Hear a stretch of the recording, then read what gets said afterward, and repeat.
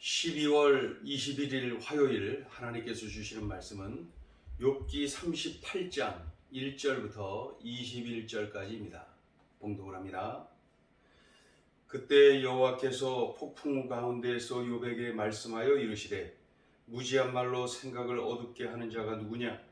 너는 대장부처럼 허리를 묶고 내가 네게 묻는 것을 대답할지니라. 내가 땅에 기초를 놓을 때에 내가 어디 있었느냐? 내가 깨달아 알았거든 말할지니라. 누가 그것의 도량법을 정하였는지 누가 그 줄을 그것의 위에 띄웠는지 내가 아느냐? 그것의 주추는 무엇 위에 세웠으며 그 모퉁이 돌을 누가 놓았느냐? 그때의 새벽별들이 기뻐 노래하며 하나님의 아들들이 다 기뻐 소리를 질렀느니라. 바다가 그 모태에서 터져 나올 때에 문으로 그것을 가둔 자가 누구냐? 그때에 내가 구름으로 그 옷을 만들고 흑암으로 그 강보를 만들고 한계를 정하여 문 빗장을 지르고 이르기를 내가 여기까지 오고 더 넘어가지 못하리니 내 높은 파도가 여기서 그칠지니라 하였노라. 내가 너의 날에 아침에게 명령하였느냐? 새벽에게 그 자리를 일러 주었느냐? 그것으로 땅끝을 붙잡고 악한 자들을 그 땅에서 떨쳐버린 일이 있었느냐? 땅이 변하여 지늘게 진친 것 같이 되었고 그들은 옷같이 나타나되 악인에게는 그 빛이 차단되고 그들의 높이 든 팔이 꺾이느니라. 내가 바다의 샘에 들어갔었느냐? 깊은 물 밑으로 걸어 다녀 보았느냐? 사망의 문이 내게 나타났느냐? 사망의 그늘진 문을 내가 보았느냐?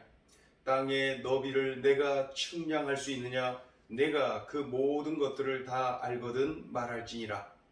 어느 것이 광명이 있는 곳으로 가는 길이냐? 어느 것이 흑암이 있는 곳으로 가는 길이냐? 너는 그의 지경으로 그를 데려갈 수 있느냐? 그의 집으로 가는 길을 알고 있느냐?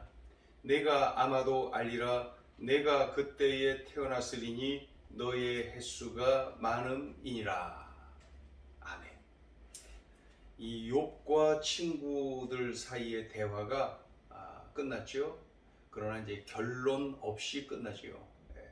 그러자 하나님께서 직접 욥에게 말씀을 하십니다. 하나님께서 직접 말씀을 하시죠. 그런데 이제 오늘 또 내일 본문을 보면 하나님이 욥에게 직접 말씀을 하시는데 다 질문 형식으로 말씀을 하시죠.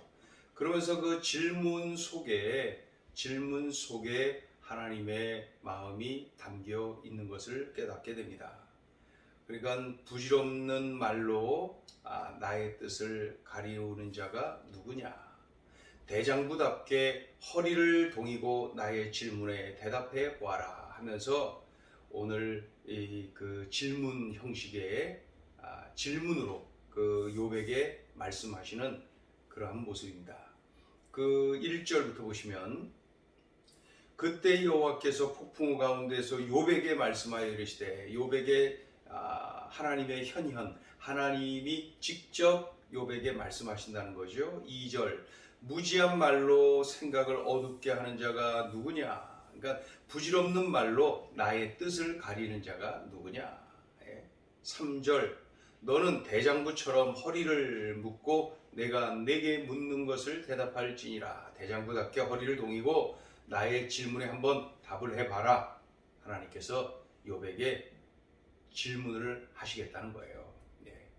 자, 그러면서 4절부터 쭉 기록이 되어 있는데 주로 이제 하나님의 그 엄청나심, 하나님의 창조주 되심, 그리고 통치하심의 역사를 질문 형식으로 말씀을 하고 계십니다. 이 질문을 들으면서 이 욥이 말이죠, 당연히 하나님의 전능하심을, 전지하심을 깨닫게 되고 동시에 자신의 연약함, 자신의 무지함, 무능함 철저하게 깨닫게 됩니다.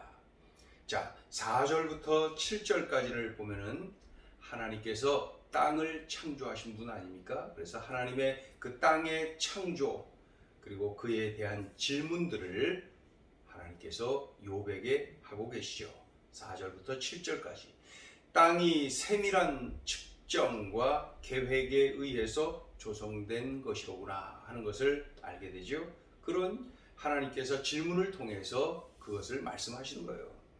인간은 감히 전지전능하신 하나님과 비교할 수 없는 존재임을 인정할 수밖에 없는 그러한 내용의 질문입니다.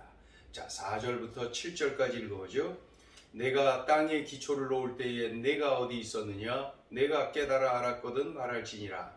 누가 그것의 도량법을 정하였는지, 누가 그 줄을 그것의 위에 띄웠는지 내가 아느냐?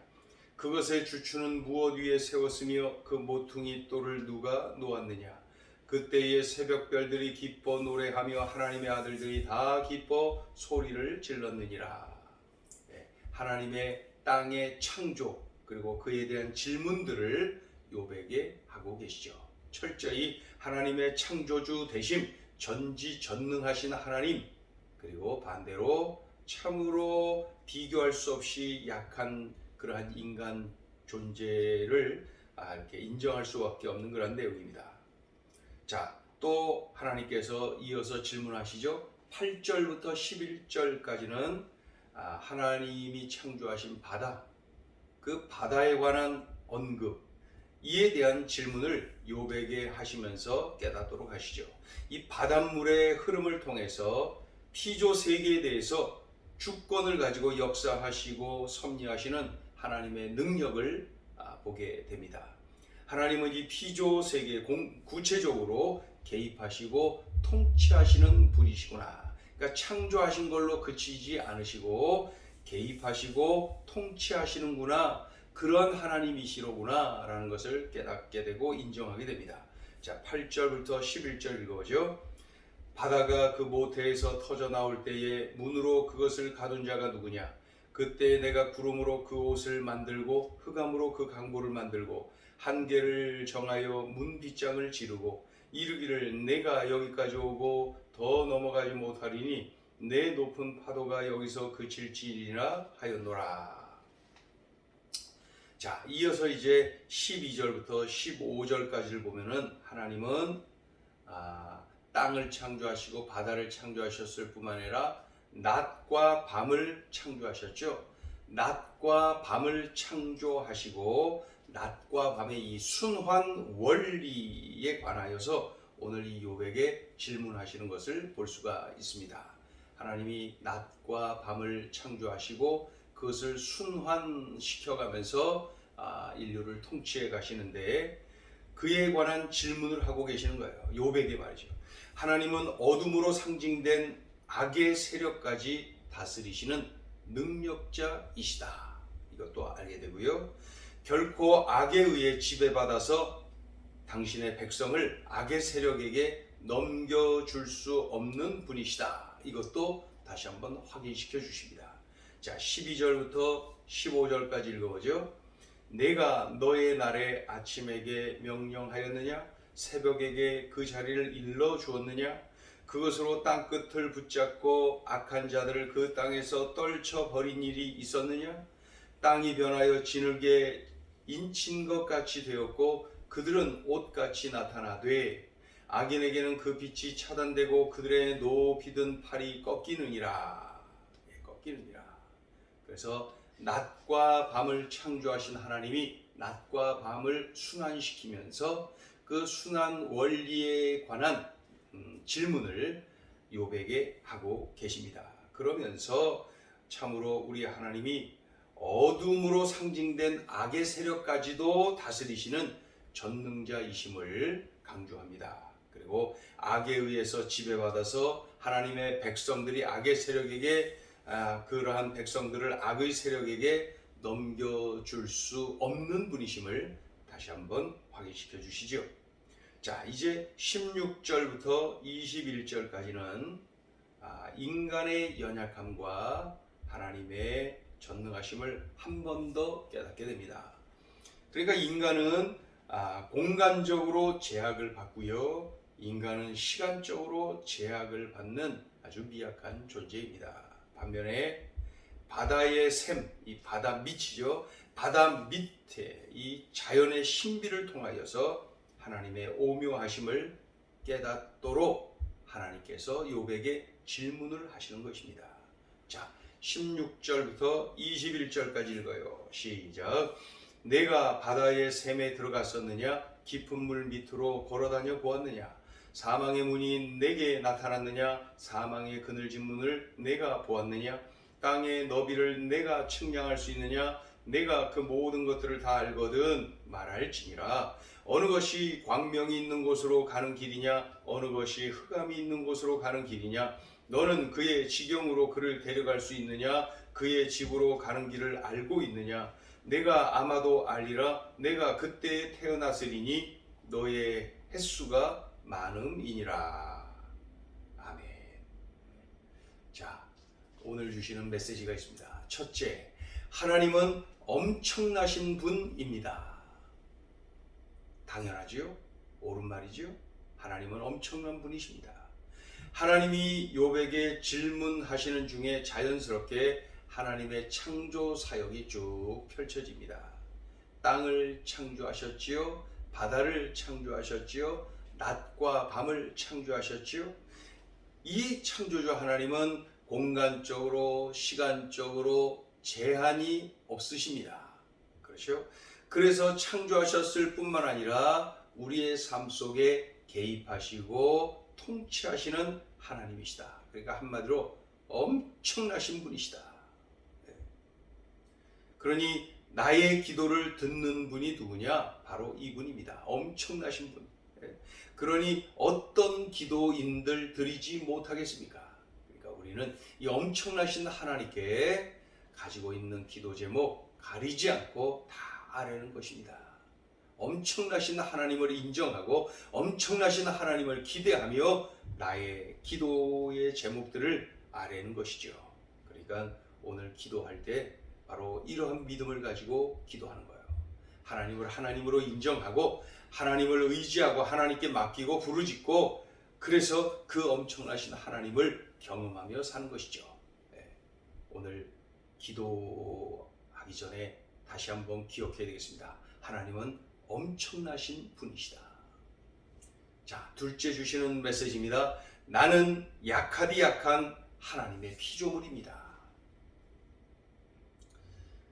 이토록 엄청나신 하나님, 크신 하나님을 깨닫게 되면은 자연스럽게 나 자신을 발견하게 됩니다. 나 자신을 깨닫게 됩니다. 나 자신을 보게 되고 알게 됩니다. 너무도 미약한 나, 너무도 작고 무능한 나, 그러니 하나님을 알고 나를 알게 되면요, 교만할 이유가 하나도 없습니다. 내가 누군지를 아니까 교만할 수가 없어요. 하나님을 의지하지 않고는 살 수 없는 존재임을 알기에 하나님께 매달리며 살아갑니다. 그러니 하나님을 진실로 깨닫게 되는 것 축복입니다. 왜냐하면 동시에 나 자신을 깨닫게 되거든요. 나 자신의 작고 무능하고 약하디 약한 나 자신을 보면서 그 엄청나신 하나님 앞에 매달려 기도하고 맡기고 의지하고 부르짖고 하나님께 소망을 두는 그러한 삶을 살게 되는 것이죠. 이러한 하나님을 진실로 발견하는 깨달음이 없잖아요. 그러면 교만에 빠진다니까요. 내가 강한 줄 알고, 내가 잘난 줄 알고, 내가 유능한 줄 알고, 내가 다 할 수 있는 줄로 알고 교만에 빠지게 되는 것이죠. 그러면은 이 엄청나신 하나님을 경험해 하며 살지를 못합니다. 이 엄청나신 하나님은 겸손히 엎드리는 사람이 경험하며 살아가게 되는 것이죠. 그런데 나의 약함을 깨닫는 것이 결국은 은혜이고 축복임을 알 수가 있습니다. 왜 그랬어요?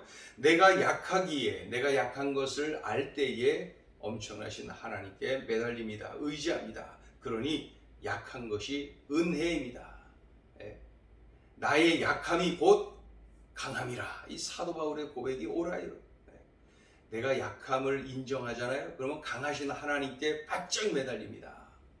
의지합니다. 부르짖습니다. 그러면 강하신 하나님이 내게 임하여 그 놀라운 은혜와 능력, 축복을 부어주시죠.